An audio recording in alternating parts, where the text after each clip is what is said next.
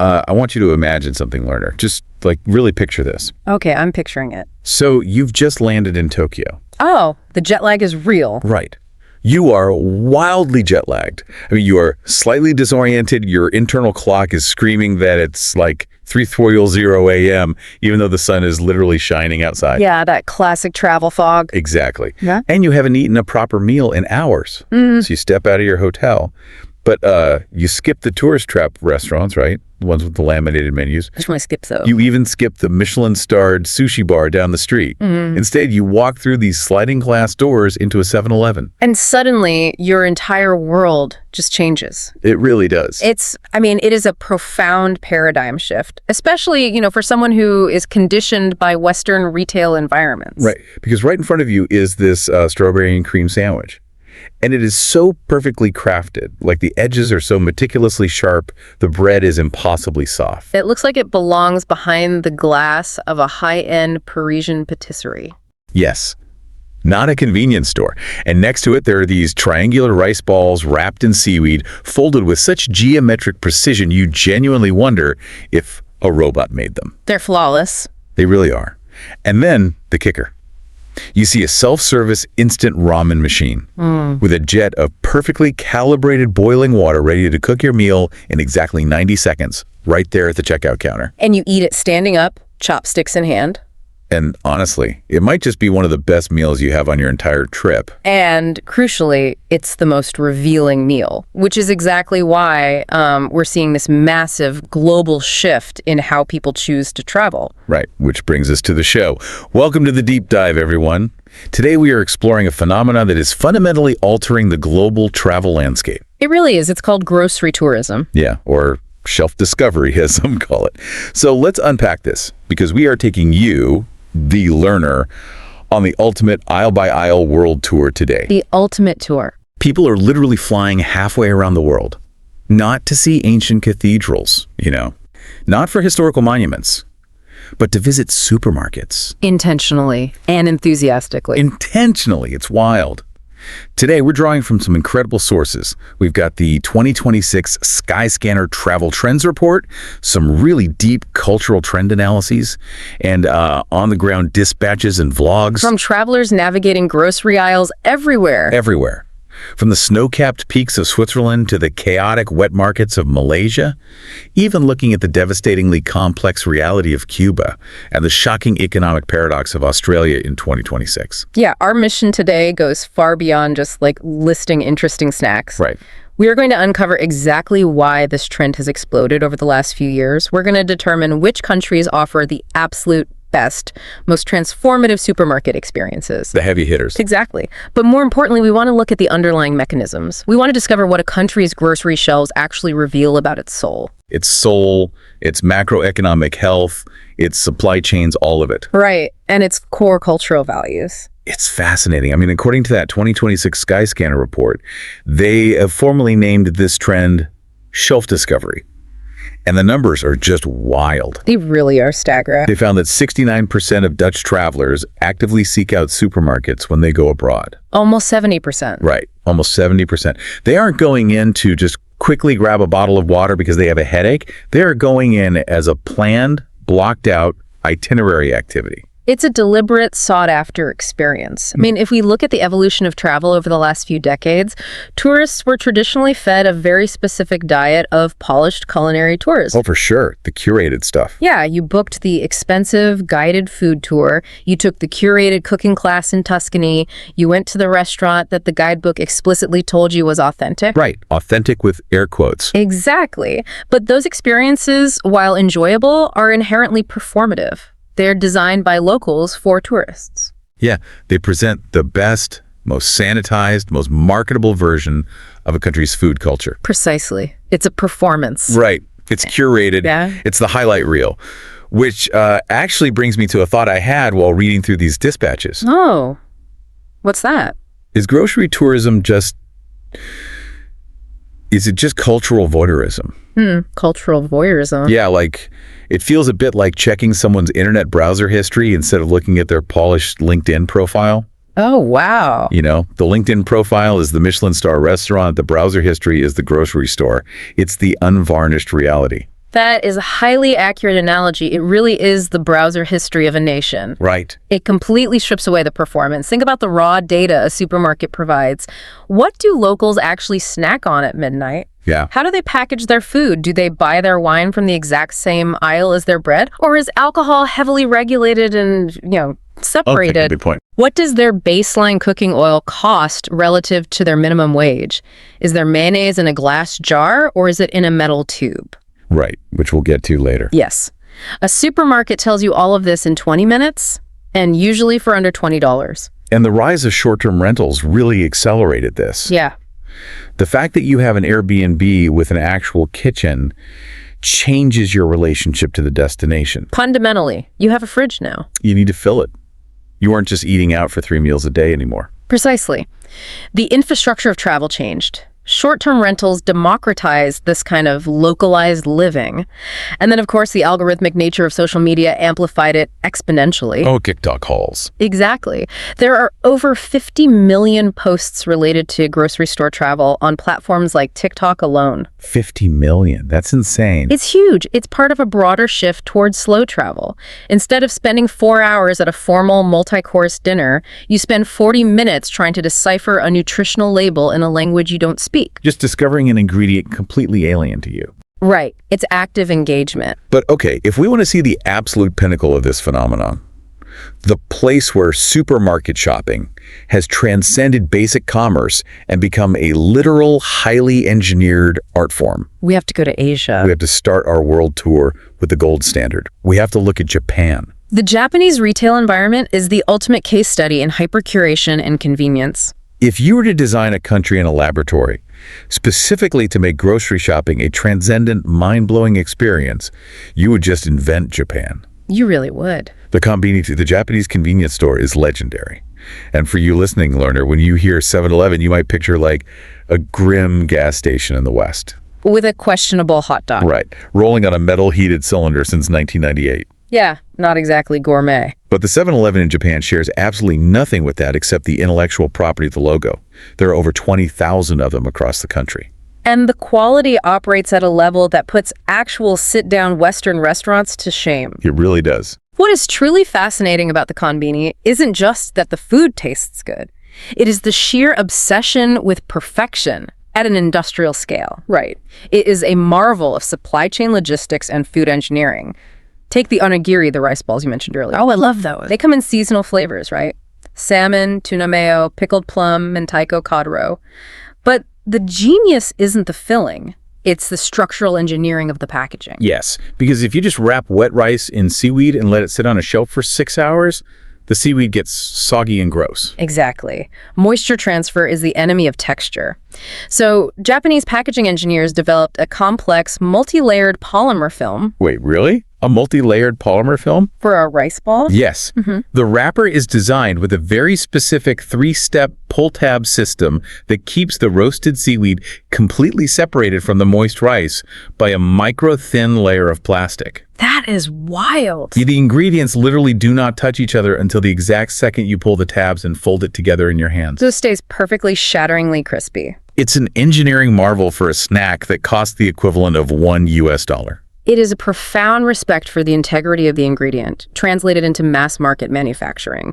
And you see the same philosophy at the hot food case by the register. Oh, the hot food case. You have Odin, a deeply comforting broth-simmered stew with tofu and daikon radish, kept at precisely the optimal holding temperature. And the Courage. Yes, Courage fried chicken that tastes like it was just pulled from a fryer in a gourmet kitchen. But, the konbini is really just the warm-up. Yeah. Because then you step into the full Japanese supermarkets, places like Aeon or the Depachika. Ah, the Betchika. Which are the basement food floors of the massive luxury department stores like Isetan or Mitsukoshi. You walk in, and it's not a grocery store. It is a food cathedral. Cathedral is an apt description because the Japanese supermarket philosophy is deeply rooted in a cultural reverence for the seasons and absolute uncompromising premium quality. Right. Let's look at produce. In the West, fruit is generally viewed as a commodity, a bulk item sold by the pound. Yeah, you just toss some apples in a bag. In Japan, high-end fruit is a gift. It is a symbol of respect, status, and gratitude. You will see a single, flawless apple wrapped in its own protective foam sleeve, selling for $5 or $10. Or the famous Yubari melons from Hokkaido. Yes, the melons. Oh, the melons. I saw a vlog where a traveler found one of these. They are perfectly spherical, presented in velvet-lined wooden boxes, and they can sell at auction for thousands of dollars. Thousands. It's wild to wrap your head around. $1,000 for a melon. Well, the economics behind that $1,000 melon are fascinating. It's agricultural perfectionism.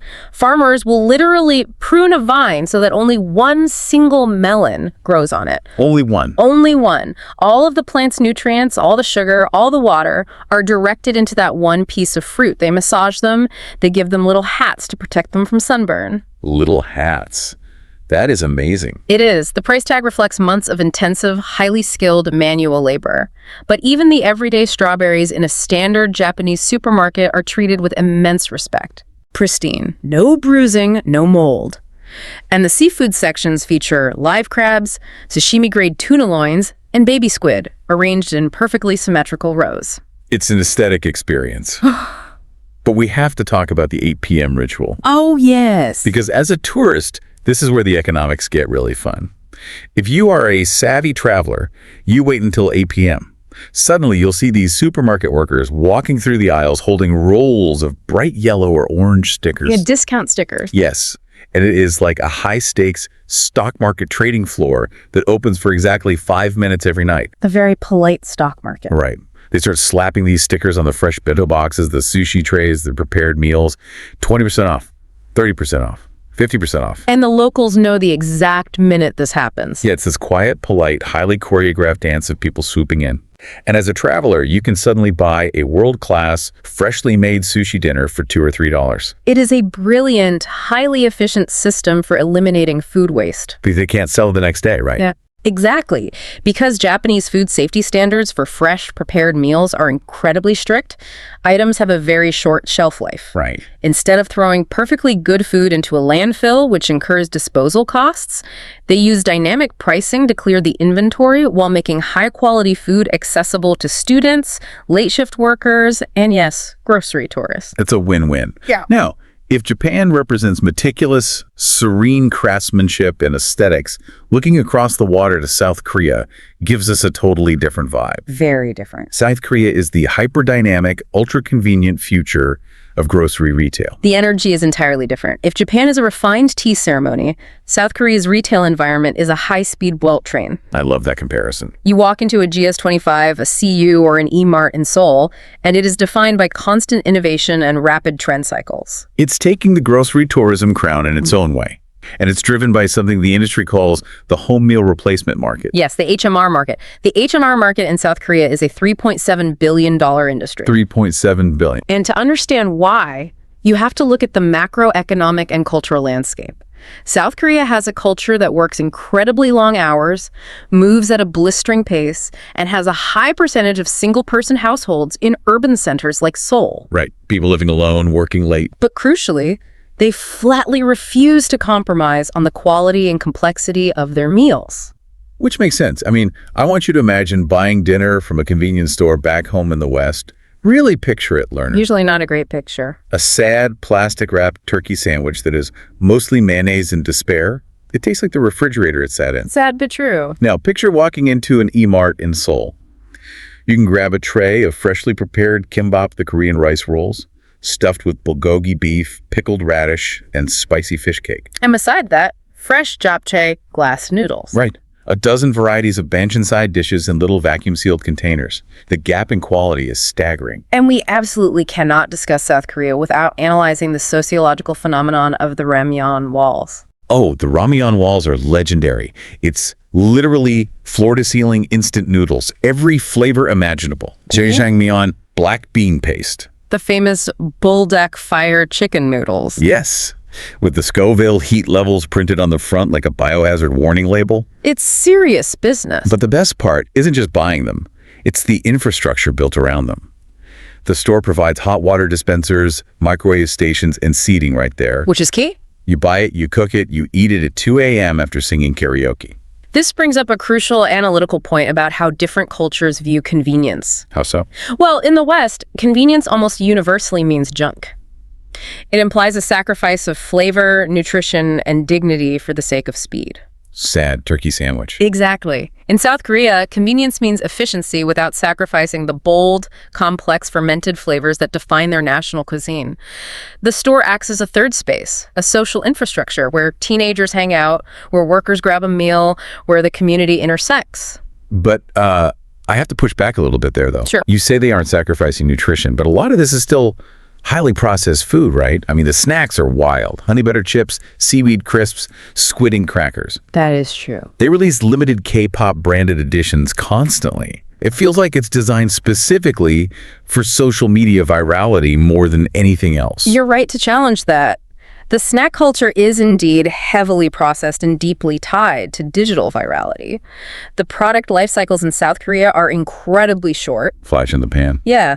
A new flavor of chip will go viral on TikTok or Instagram, sell out nationwide in a week, and be discontinued a month later to make room for the next trend. Wow. It is retail as entertainment, but the broader point remains. The underlying meals, the stews, the fermented side dishes available in these stores maintain a culinary baseline that far exceeds Western convenience norms. Fair point. So Japan and Korea represent this highly sanitized, hyper-organized, beautifully packaged, and digitally driven future of retail. Very futuristic. But what happens when you strip all of that away? Oh boy. What happens when you remove the plastic, the barcodes, the micro-thin polymer films, and the refrigeration, and you just have raw, visceral connection to your food? A completely different experience. Because if we travel just a bit further south, we hit a completely different paradigm. We're talking about Southeast Asia. We move from the hyper-sterile to the absolute sensory extreme. We are entering the realm of the traditional wet market. Let's drop in Malaysia. Yeah. Specifically, the Chow Kit wet market in Kuala Lumpur. If you want a wake-up call for your senses learner, you go here at 9 a.m. It is intense. Picture this: water is constantly spraying everywhere to keep the fresh fish cold, which is literally why it's called a wet market. Makes sense. You've got locals bargaining aggressively in multiple languages, motorbikes weaving through the chaotic, narrow, crowded aisles of the market. It is loud, it is wet, it is undeniably alive. What's sociologically fascinating here is the absolute lack of a barrier between the origin of the food and the consumer. Think about the psychological distance in a Western supermarket. Meat comes on a styrofoam tray, tightly wrapped in plastic, completely divorced from the animal it came from. You don't even think about it as an animal. Exactly. It is sanitized to the point of abstraction. But in Chow Kit, you are looking at whole cow heads. You are looking at live fish swimming in tanks before they are dispatched right in front of you. Right there. It forces an immediate, unvarnished connection to what you are consuming. It really does. And the produce is wild. We have dispatches from travelers walking through Chow Kit, looking at things they've never seen in their lives. Some truly unique items. For example, they have these yellow chickens, literally bright yellow raw chickens hanging from hooks. Yellow. Yeah, and you ask the vendor, why is the chicken yellow? And it turns out they dye the skin with turmeric and other spices because the locals prefer the aesthetic color and the subtle flavor it imparts to the broth when cooked. It's a fascinating divergence from Western industrial standardization where poultry must look perfectly pale and uniform, or consider the grass jelly. Yes, these massive, wobbly, black blocks of grass jelly sitting on tables, which is actually made from an aquatic plant. It is. They serve it chilled in drinks or desserts. Yeah. And the packaging. The banana leaves are everywhere. They are the original biodegradable, zero-waste packaging. Nature's polymer film. Right. They use them for cooking, for wrapping, for serving. It's brilliant. But the most revealing interactions often happen around the perceived utility of the food. We must discuss the jackfruit anecdote. Oh, man. The jackfruit interaction was incredible. So the traveler is talking to a local Malaysian man at the market, and the traveler mentions they had an upset stomach. Right. The local points to a massive, spiky jackfruit and says, you want to clean your stomach? You eat jackfruit. Just like that. He literally explains that eating jackfruit cleans out the intestines after you eat at a dirty restaurant because of the intensely fibrous texture and the natural digestive enzymes. If we connect this to the broader cultural framework, it reveals how different societies view food. In the West, food is primarily viewed as a vehicle for calories or pleasure, and if you have an intestinal issue, you go to a pharmacy for a synthesized chemical intervention. Pepto-Bismol. Exactly.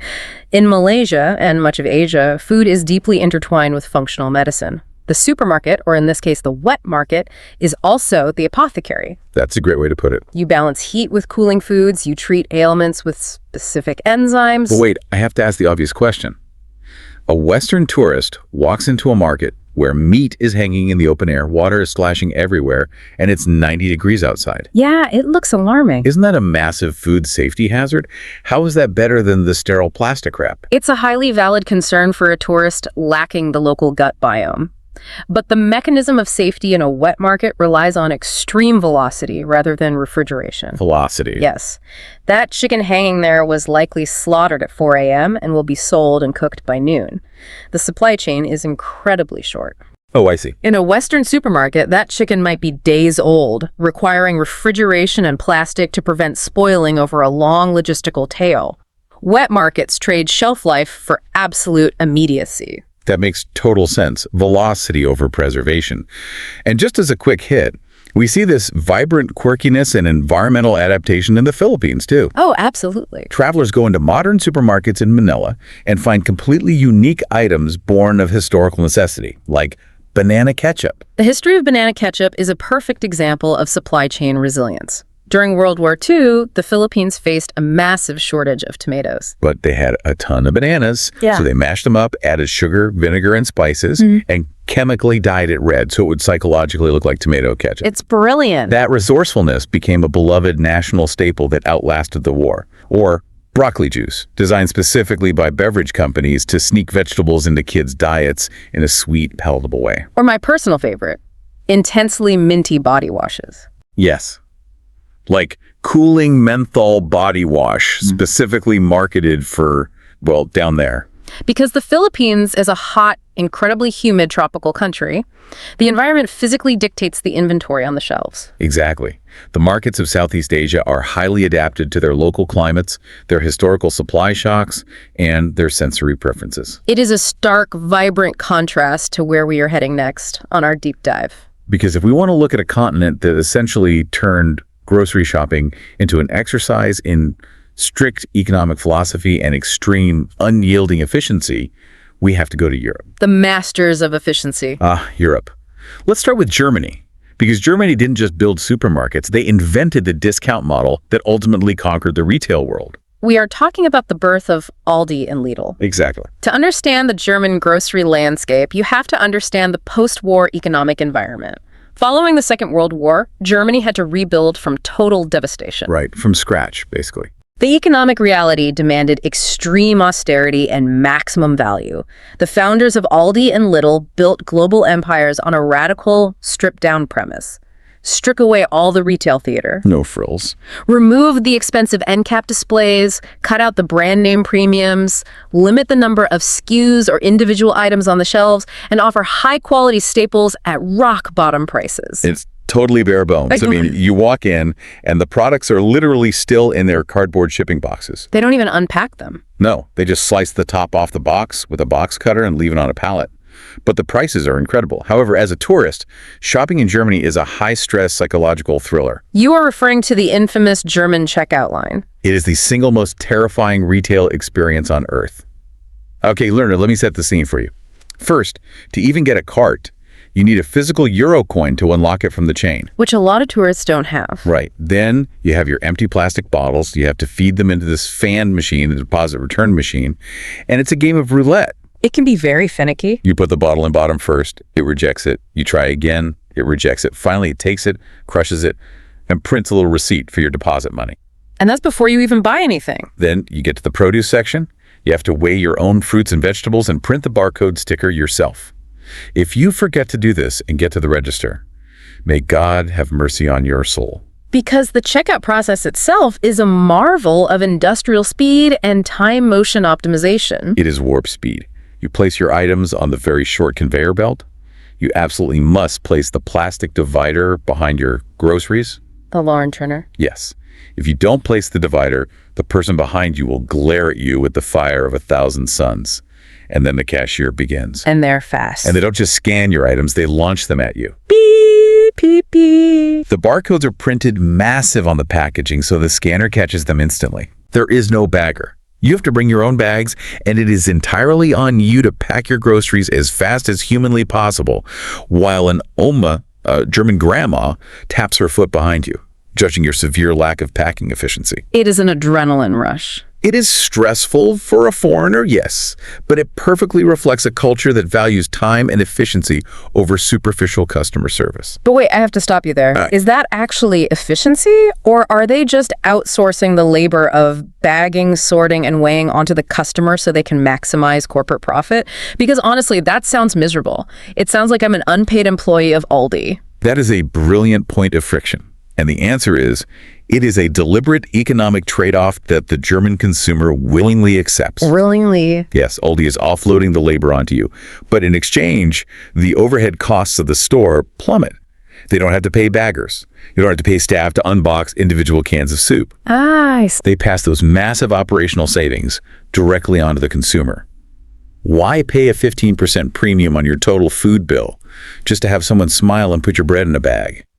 The German philosophy says, do it yourself, keep your money, and get out of the store faster. When you put it like that, the math makes sense, even if it raises my blood pressure. Right. And we have to mention the Little Actions Wash, the special action week. Oh, the middle aisle. You go into a Lidl and there's just a random middle aisle of chaos. You go in for milk and bread and suddenly you're looking at a deeply discounted arc welder. Or ski boots. Or a tuba.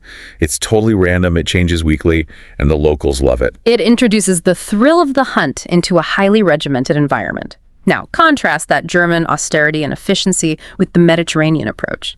Let's look at Italy. Oh, Italy. Italy's grocery market is fascinating because the modern supermarket has to actively compete with centuries of entrenched tradition. If Germany is the efficiency machine, Italy is the quality emperor. Precisely. In Germany, the supermarket is essentially a logistics machine for distributing calories cheaply. In Italy, the supermarket is an extension of national heritage. Right. The Italian shopper might go to the supermarket for basics, but they still go to the local panificio for their daily bread, the formaggieria for their cheese, and the macelleria for their meat. So for an Italian supermarket to even survive, its baseline standard of quality has to be incredibly high. You walk into an Italian supermarket, a Coop or an Esselunga, and you go to the pasta aisle. It's not just an aisle, it's a library. There are over 200 shapes of pasta. Not flavors. Yeah. Shapes. And this isn't just for the sake of marketing variety. Every single shape is tied to a highly specific regional tradition and engineered for a specific type of sauce. Give me an example. Well, orecchiette, the little ears from Puglia, are designed to cup chunky vegetable sauces. Trophy from Liguria are twisted to hold pesto. Paccheri from Campania are large tubes meant to collapse under heavy seafood ragus. What's fascinating here is that the grocery shelf is literally an archaeological dig of Italian culinary history. You are looking at centuries of localized identity and geographical divides manifested in extruded durum wheat. That is such a beautiful way to look at it. An archaeological dig in the pasta aisle. Yeah. And the water. The cultural ritual of Italian bottled water is amazing to witness. The water aisle is huge. You go to the water aisle, and there are 45 different types of bottled water. Still, sparkling, slightly sparkling. Water from volcanic aquifers, water from alpine springs. Each with its own mineral profile. Each one has a slightly different mineral composition listed on the back: calcium, magnesium, sodium levels. Choosing your water in Italy is a serious, solemn medical and culinary decision. Because water is viewed as a functional pairing with the meal, much like wine.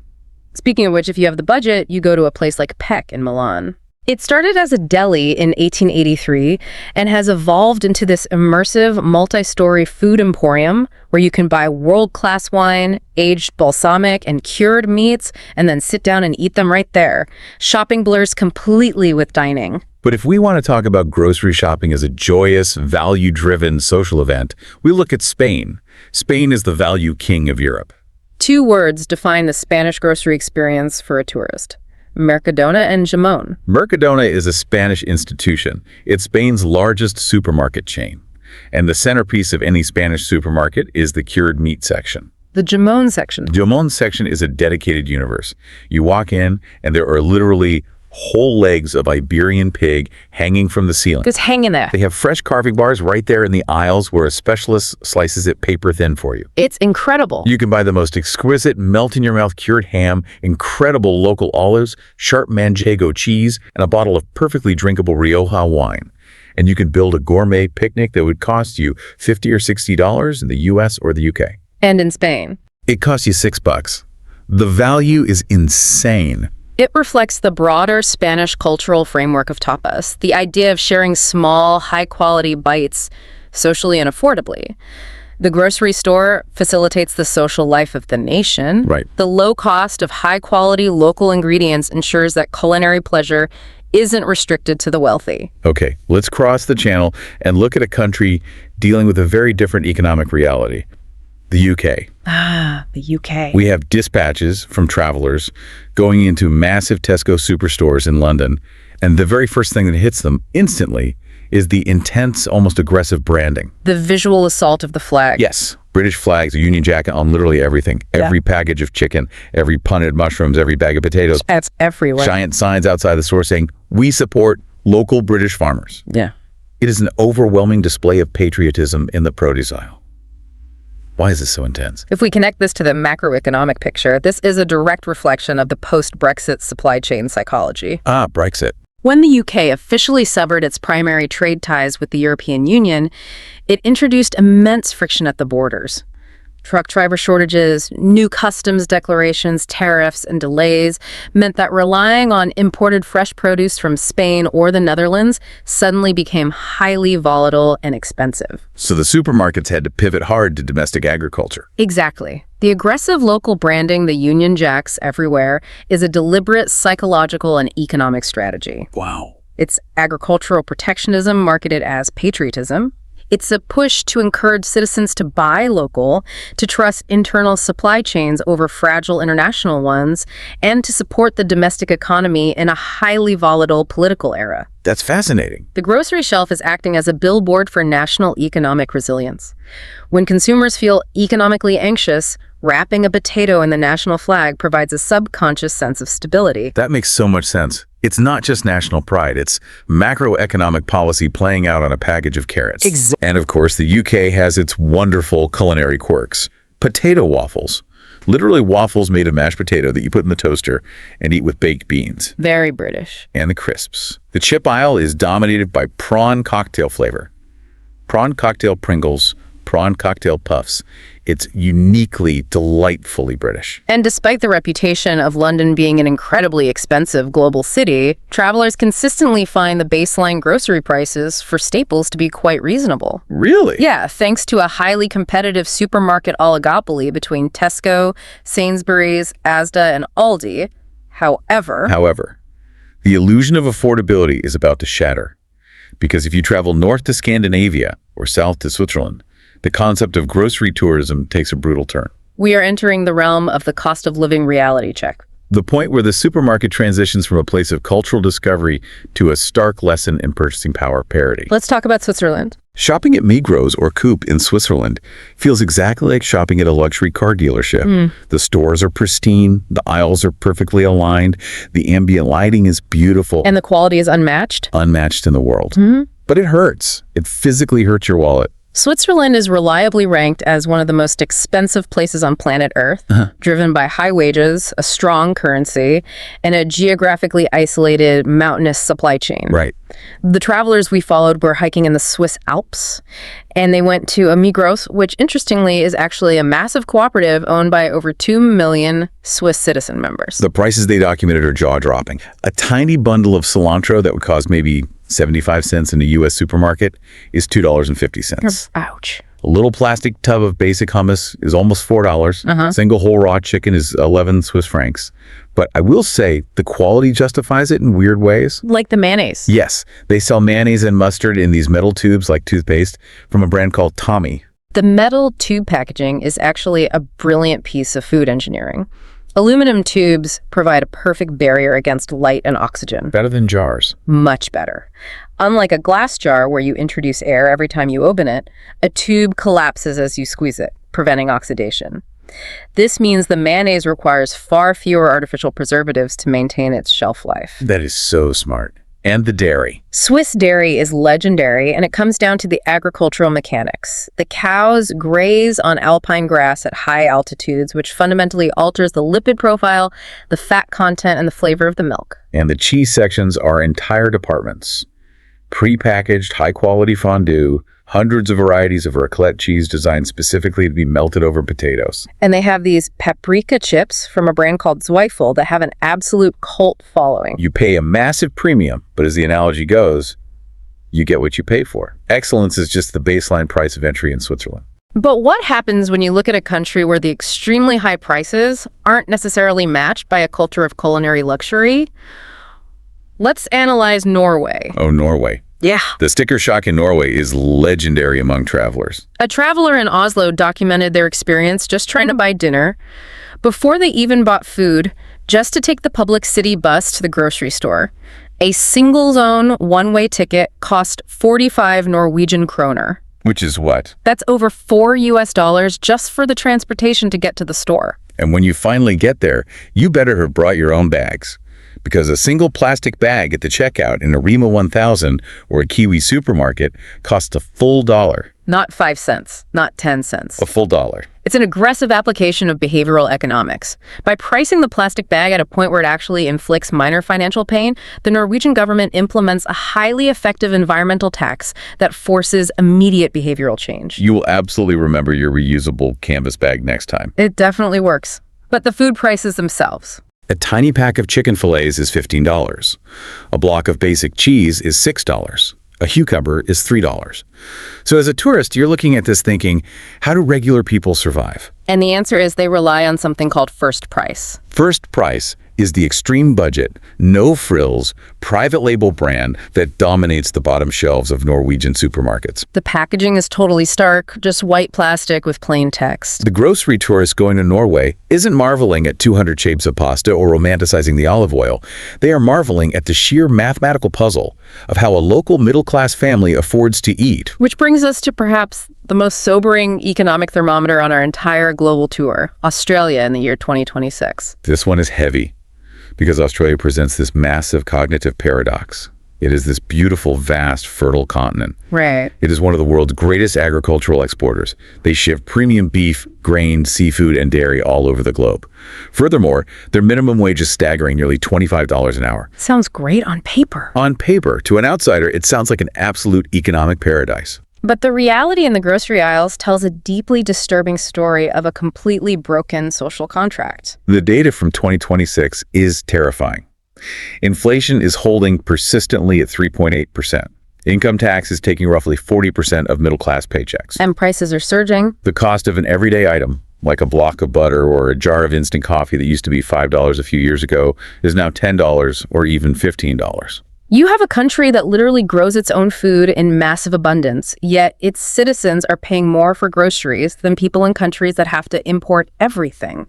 How does that happen? What's fascinating and deeply tragic here is the macroeconomic mechanism driving this quiet crisis. Yes, the minimum wage is $25 an hour, but you have to look at purchasing power parity, specifically tied to the housing market. Housing. In Australia, housing costs have completely decoupled from economic reality. The median house price in cities like Sydney hit $1.75 million, which is almost 14 times the median income. Renters are routinely spending 40% to 50% of their income just to keep a roof over their heads. So the high wage is a total illusion. By the time that minimum wage worker pays their rent and their electricity bill, the money is completely gone. Exactly. The supermarket reveals the grim endgame of this economic squeeze. According to the 2026 data, 90% of people seeking financial assistance in Australia reported struggling to afford groceries. 90%. We are seeing massive substitution affects people, abandoning fresh beef and vegetables for cheap processed carbohydrates just to fill their stomachs. 20% of Australians are living in darkness at night, not turning on their lights, just to save on electricity bills so they can afford to buy food. That is heartbreaking. Over 43% reported that they couldn't afford basic hygiene items like soap, deodorant, or toothpaste. And the final statistic, 3.3 million people are living in poverty. In Australia, a first world country with fully stocked, beautifully lit supermarket shelves. The food is right there, gorgeously displayed. The supply chain works perfectly. But the people walking down the aisles literally cannot afford to put it in their carts. This raises a profoundly important point about what grocery tourism actually is.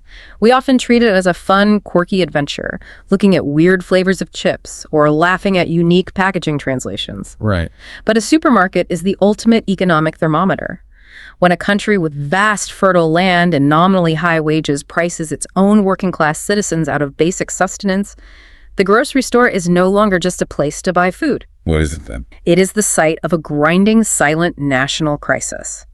It is the absolute front line of inequality. It's a quiet emergency hiding in plain sight. It really shifts how you look at the price tags. You aren't just looking at the cost of a loaf of bread. You're looking at the breaking point of a society. Well said. And this stark economic reality leads us perfectly into our final stops on the tour. We are heading to places where the grocery store completely shatters the preconceived expectations of the Western tourist. We're heading to Mexico, Kenya, and Cuba. Let's start by shattering stereotypes in Mexico. If you listen to certain media narratives in the US or Europe, you might think Mexico is nothing but beach resorts for tourists and struggling border towns. But a traveler went into a grocery store called La Comer in Puerto Vallarta, and their mind was completely blown. The experience completely subverts the traditional developing nation expectation. It puts American grocery stores to shame, honestly. You pull up, and there's a pristine, covered, multi-level parking garage. Nice. You walk into the main level, and it doesn't even feel like a grocery store. It feels like a high-end luxury department store. The lighting is warm and contemporary. There's comfortable lounge seating. And right inside the door, there's a lineup of shiny new motorcycles and scooters on display. Inside the grocery store. This is the integration of lifestyle retail with food retail. It's a model that recognizes the supermarket as a central hub of modern commerce, where you can finance a vehicle and buy your dinner in the same transaction. Exactly. And the food itself is incredible. The bakery isn't just a shelf of prepackaged plastic loaves. It's an open-air display of fresh, artisanal pastries in woven baskets. You grab tongs, pick exactly what you want, and an attendant bags it for you. There's a full-service deli, a beautiful cafe where you can work on your laptop, an enormous curated wine section. But here's the crucial detail that shocked the traveler. What's that? Mexico actually bans a lot of the harsh agricultural pesticides and chemical preservatives that are completely legal and common in the United States. Oh, wow. So the baseline standard for produce in a standard Mexican supermarket is essentially what a U.S. consumer would have to go to a specialty store and pay a massive premium for under the label organic. Yes. It's cleaner, it's fresher, and it's vastly more affordable. It's a vision of first world abundance that completely rereads the script for a visiting tourist who expected something run down. We see a very similar cognitive dissonance when travelers visit Kenya. Yes. We followed a traveler walking into a massive Tesco-style supermarket right in the heart of Nairobi. And the first thing they notice is how incredibly cosmopolitan and fast-paced the city is. And how the supermarket reflects that perfectly. It's packed with international products, catering to a highly diverse, globally connected population. But mixed with deeply local quirks and fascinating supply chain anomalies. The quirks are amazing. They walk down the aisle, and there are these massive 5-liter plastic jugs of cooking oil. But the jugs are exactly the same shape, with the exact same easy pour spout and heavy plastic handle as laundry detergent bottles in Canada or the US. Oh, that's funny. The traveler was joking that some jet-lagged tourist is going to accidentally try to deep fry their clothes. It's a classic manufacturing quirk. A plastics factory produces a mold that is efficient for pouring heavy liquids, and that same mold gets utilized across entirely different product categories depending on local industrial needs. And the bread aisle. They have this huge section of pre-sliced, plastic-wrapped white bread, and the official printed signage above the aisle literally calls it industrial bread. Which is wonderfully refreshingly honest. It's the most honest description of highly processed Wonder Bread I've ever heard.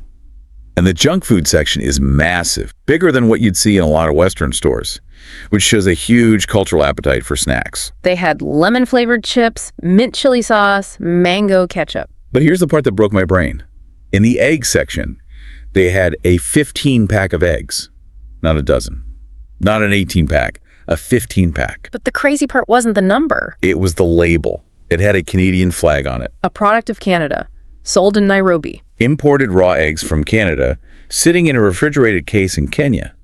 How on earth does the math on that work? I need you to explain this to me. Right. How is it cheaper to put an egg on a refrigerated boat in Toronto, ship it across the ocean, and sell it in Nairobi than it is to just buy an egg from a chicken in Kenya? It's a perfect illustration of the bizarre, sprawling web of global supply chain economics. It comes down to extreme economies of scale and agricultural subsidies. Yes.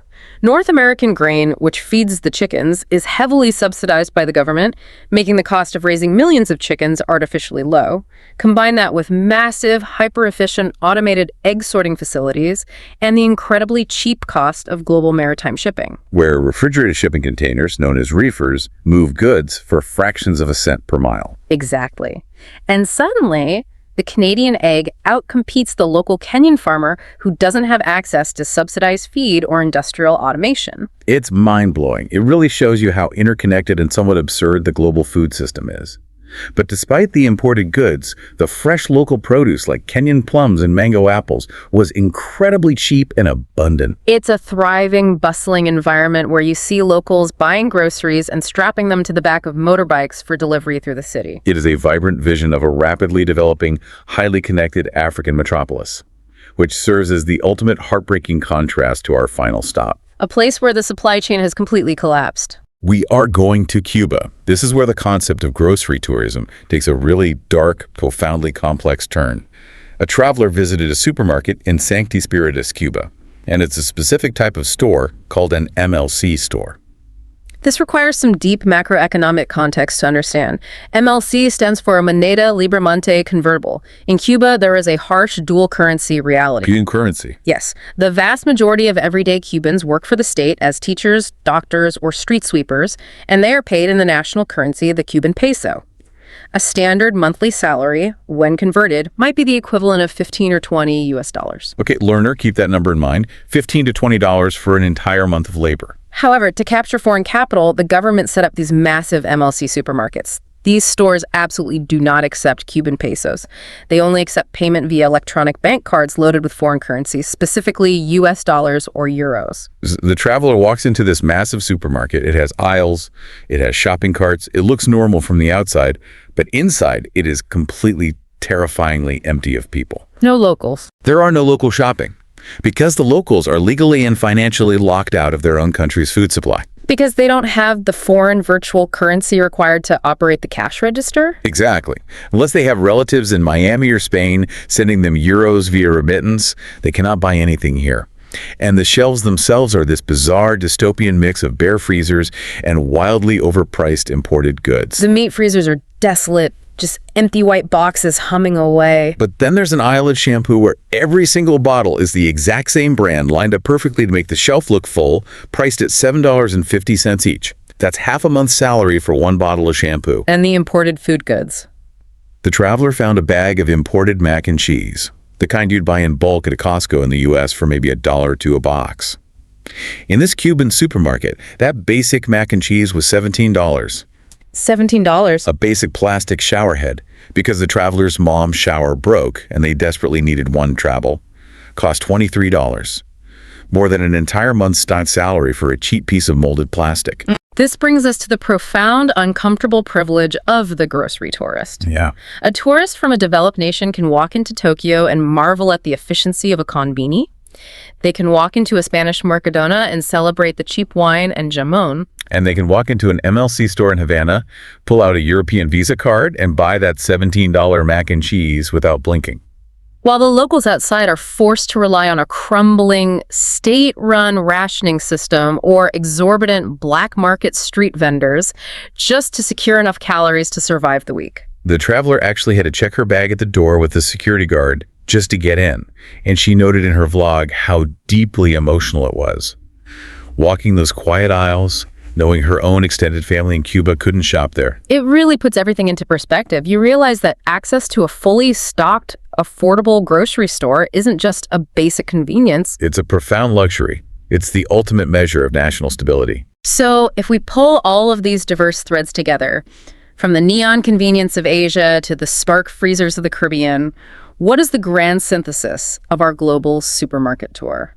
The big takeaway is that what a country stocks on its shelves How it packages those items and how it prices them reveals its absolute core. It reveals its soul.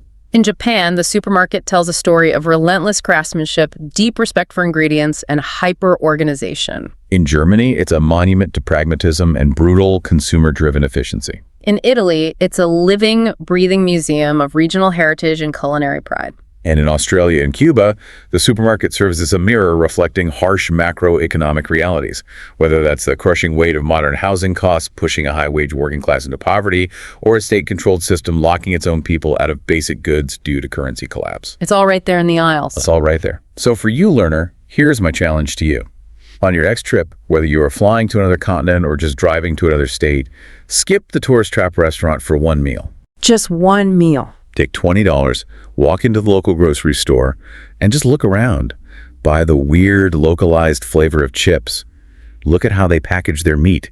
See if you have to weigh your own fruit or bag your own groceries. You will learn more about how that place actually functions in 30 minutes than you would in a week of guided, curated tours. And I'll leave you with this final provocative thought.